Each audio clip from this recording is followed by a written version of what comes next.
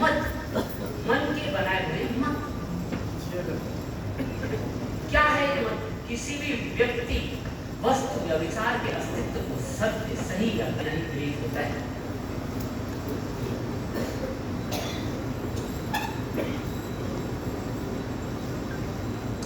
मेरे मन में बचपन से कुछ सूचनाएं नहीं और वही मेरे बिलीफ बन गए।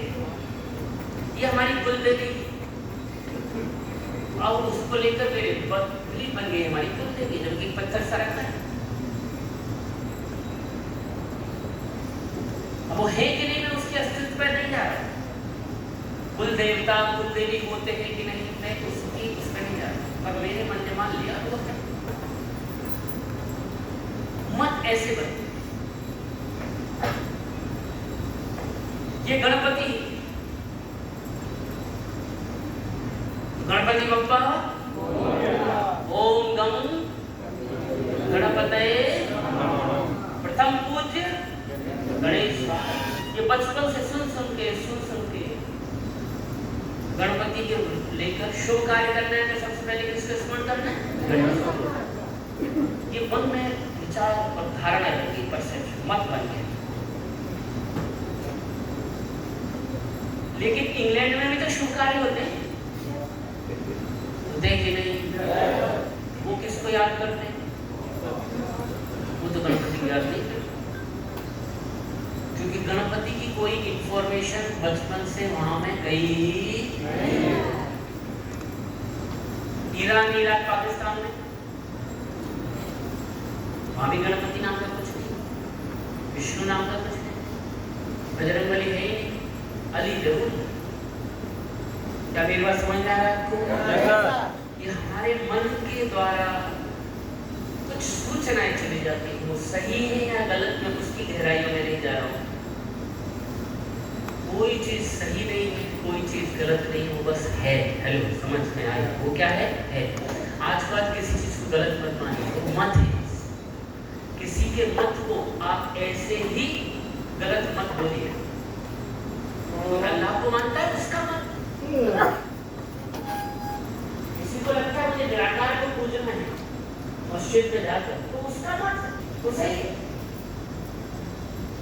किसी को लगता है कि मूर्ति में मुझे भगवान दिखता है, तो उसका मत, वो सही है। हेलो, समझ में आ रहा है? कोई मत, जिसकी जैसी समझ, मकसद उसकी समझ अभी मूर्ति साकार पूजने लायक है तो साकार पूज रहा है, किसी की समझ निराकार लायक हुई है तो निराकार पूज रहा है। क्या मेरी बात समझ में आ रहा है? तो ये मत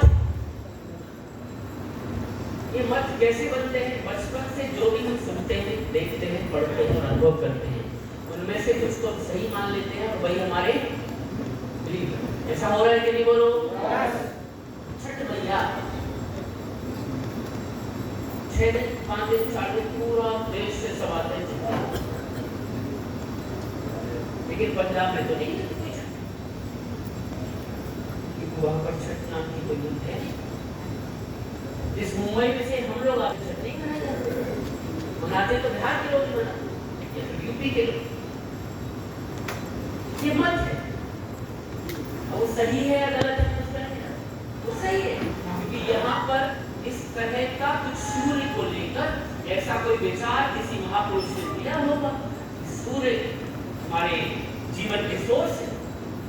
ध्यान से सुन, किसी महापुरुष ने इस एरिया में एक विचार दिया होगा कि सूर्य हमारे जीवन का सोर्स है, सूर्य को पूजिए, उसके साथ मैया को जोड़ दिया, छठ मैया, और एक तिथि निश्चित कर दी, और उसमें सूर्य का स्मरण भी हो रहा है, अर्घ दे रहे हैं, और एक मैया के नाम से हम दीर्घायु की प्रतीक की कामना कर रहे हैं। साथ में 1 दिन 2 दिन कोई तो हो जिससे हम एक दूसरे को भाव दे पाए और साथ में उस अस्तित्व को दे जिससे हमारा जीवन चल रहा है उसको भी स्मरण कर पाए, तो हो गया छठ। क्या यहाँ पर गणपति रखा जाता है? नहीं, गणपति बप्पा मोरे, गणपति रखते, गणपति विसर्जन नहीं होता, कुछ लोग करते हैं बस, अब करने लगे, लेकिन महाराष्ट्र में होता है। क्यों? क्योंकि लोकमान्य तिलक नाम के महापुरुष ने समाज को जोड़ने के लिए गणपति को सहारा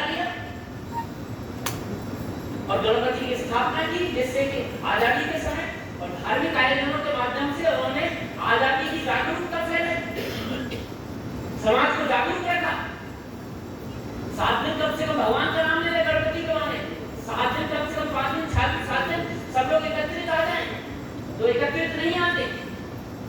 वही परंपरा बन गई, वही मत बन गया। भैया गणपति है, इस समय हम कहीं नहीं जाते, गणपति के दिन चल रहा है भैया, गणपति घर में आए होंगे भैया, गणपति मेरा कुछ नहीं हुआ, क्या मेरी बात आपको पकड़ में आ रहा है? ऐसे मत बोलते हैं। न गणपति का मत गलत है, न छठ का मत गलत है, नहीं रमजान रखने का मत गलत है, नहीं नौ दुर्गा रखने का मत गलत है। सारे के पीछे कुछ न कुछ आधार है। हेलो, क्या मेरी बात पकड़ में? सारे मतों के पीछे आधार है। और मोहम्मद साहब नाम के महापुरुष हुए, जिनको नबी कहा जाता है, उन्होंने कुछ मत दिए, उन्होंने कुछ समाज को मार्गदर्शन दिया आगे। तो उस समय उस महापुरुष ने जो समाज को मार्गदर्शन गाइडलाइन दी, वो उनका मत बन गया, उसको फॉलो करते हैं, वो गलत थोड़ी हो जाता है। क्या मेरी बात समझ आ रहा है? Yes sir. उनका मत है।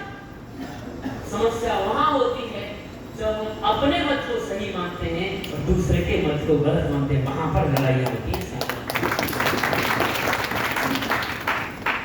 और वहां जैसा मेरा दशा बने, जब मैं गणपति को मानता हूँ तो गणपति देखते ही मेरी मनोदशा अलग हो। यदि मैं मीठा बिजनेस में अमीर बनना चाहता हूँ तो मीठा को सुनते ही मेरी मनोदशा अलग हो जाएगी। कुछ बिलीफ है हमारे, कुछ मत है जो बचपन से हमें सिखाए गए हैं, जो हमारे सफलता और असफलता के कारक होते हैं। जैसे दाल रोटी खाओ प्रभु के गुण गाओ, दाल रोटी खाओ प्रभु के गुण गाओ।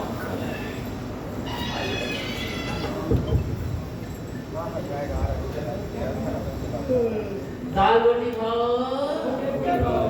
सबने सुना है?